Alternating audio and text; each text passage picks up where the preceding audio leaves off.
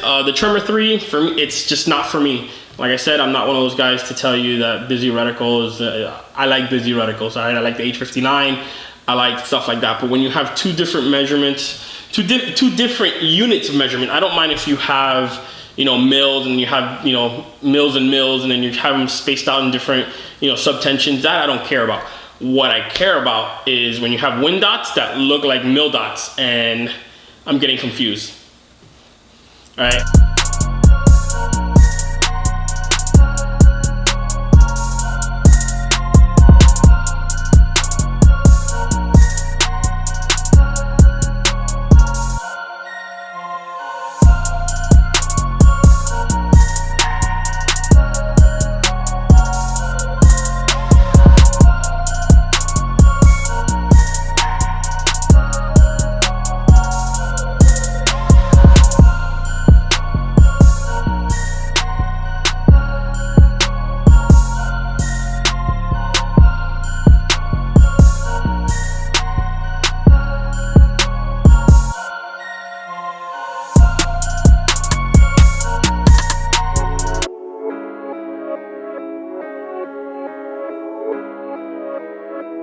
Alright, welcome to Performance Farms channel. I'm John Rodriguez, and today we're going to do a quick overview review of the the Vortex Razor HD Gen 2 scope. This is their 4.5 to 27 model. The specs are all on there. This video is basically, I've had one of these before about 3 years ago. I had the one with the EBR-C reticle or something like that. This one had the tremor3 in it, and that's pretty much what I want to get into detail. Well, it's dealing more with the tremor3 and my opinions on the tremor3. By no means am I a person that doesn't like busy reticles. I like busy reticles. I'm a big H59 fan. But that being said, this is my first initial reaction to shooting through an optic that has the tremor3. Okay, so for those that don't know what the tremor3 is, I'll post a image either on this side or on this side of what it looks like. But basically, it's like an H59 with wind dots. All right, and the reason that for me I'm not a big fan is because it gives me two different two different units of measurement, and I'm so used to mils that when you put the wind dots in there, my eyes automatically drawn and thinking that they're mils. So that's one of the main reasons I don't like them. I don't have a lot of time behind the tremor3. I know there's a lot of guys that love the tremor reticles, and they do have their place. I'm just not a big tremor3 fan. I would rather stick to the H59. All right, so that being said, let's look at this optic, and I'm gonna tell you what I like and what I don't like. I mean, guys, there's a lot of things I like about this optic, all right? One, the bronze color is really nice. It's a very robust optic. It has Japanese glass, which is pretty good quality glass. I'm not sure what glass it is. I wouldn't doubt that it's probably Hoya, which is a pretty solid glass manufacturer in China. So the glass quality is going to be there. The other thing I like is the locking turrets. Okay, they're very tactile and audible. All right, you have the zero stop. What I also like is that you have, I don't know if you guys will be able to see it, but you have a second, if you look right around this area right here, when I go into the second rotation, you'll see something protrude. Right, you see it right there, starting to protrude. I'll zoom in and I'll put that video on the bottom end. But do you see that protrusion right there? That's the first, and as you go through the second revolution, actually this one won't make the second revolution, but that'll protrude even further. As you see, as soon as I hit the first revolution. So it's pretty cool because you have multiple indications. I also like the parallax settings here.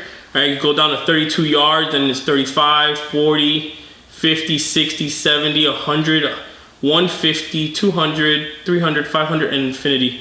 Honestly, guys, it's not bad. I would like to have a little less parallax on the low end. For me, I would like parallax to start at 50 and then really focus down on the higher end. Like this one has 100, 150, 200, 300, 500 and infinity. I would like that to be, you know, maybe 150, 200, 250, you know, 300, 400, things like that. Because honestly, you're not going to use this scope at anything past, you know, 50 for comps or anything else. I mean, I understand for law enforcement and stuff like that, you might, but it is what it is. All right, this is a performance channel. That being said, the magnification range is amazing. All right, you got a large magnification range of 4.5 power to 27. The ring is a little tight, but again, you can get a throw lever. They sell those on their website, and there's other companies that make throw levers for them. But it's nice and tight, and it makes you feel like it's built solid. All right, if it was loose, it wouldn't make you feel solid. The thing I don't like, all right, so everything else about this optic is great. I highly recommend it. Only thing I do not like about this optic is how you zero it. All right, I feel that Vortex, and I know why they did it. They did it because you can get the in-between clicks where on other scopes you can't get the in-between. You're either 1/10 high or 1/10 low, or just is what it is. You're kind of near it for the mill. But for this one, as you can see, you have this internal thing, which you need tools. One, it's you need tools. It's not toolless. And two, it's once you loosen it and you go to do your adjustments, you don't hear or feel anything. It's just, you spin this, it's mushy. So I don't know if you guys know how to set the zero stops, but basically you keep the turrets on zero. All right, you keep the turret on zero.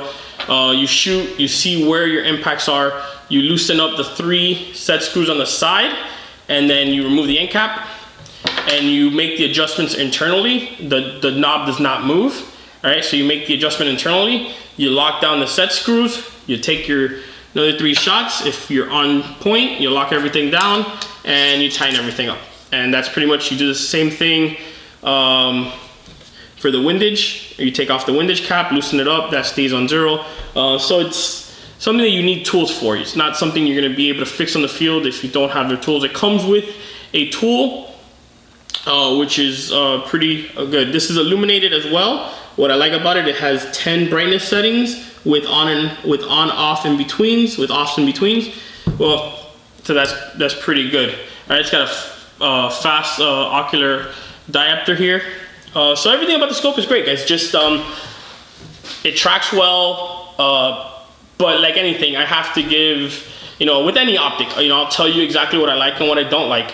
And so far, what I didn't like about this optic, because it got me lost, was how you set the zero stop or how you zero it. You know, I would have liked to seen, you know, the more traditional, adjust it, put it down, you know, take the less cap, go back to zero.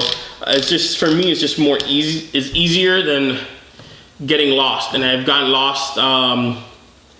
Remember one time I went to zero it and I went a whole mil in the opposite direction just because stupid me. But I've never done that with any other optic. So that being said, it's a great optic. I will link the page to their descriptions, the reticles. I'm looking at some notes here from their website. So this scope comes in at an MSRP of $2,900. It's got great reviews. It's got a great warranty, so you don't have to worry about that. It's got the EBR-C, EBR1 reticle, which is mil rads. You get the EBR-2C, which is a Christmas tree reticle, also in mils. You have a EBR-7C in mils and in mil rads, and you have the H59, which is a great reticle, guys. If you're looking for a reticle, that is the one to get. And it also comes in the tremor3, which is what this one is. All right, that being said, it's got, you know, 4-27, a 56mm objective. The eye relief is 3.7 inches, 34mm tube. It's got what they call their L-Tech turrets. You know, it's got the Parallax 14 inches long. The weight is another thing about these optics, guys. These are very bulky optics. They got solid glass. which is weight. And since you have so much magnification range, there's so much glass stuck in the tubes that it brings up the weight. One, it's a big, beefy optic. It weighs about 48.5 ounces, guys. So that being said, you can see it all those specs. Do I recommend it? Yeah, I mean, it's a great optic. It's got a great warranty, so there's nothing you can go wrong with it. Are there better stuff out there? Of course, there's better stuff out there, but for the price point, it's good.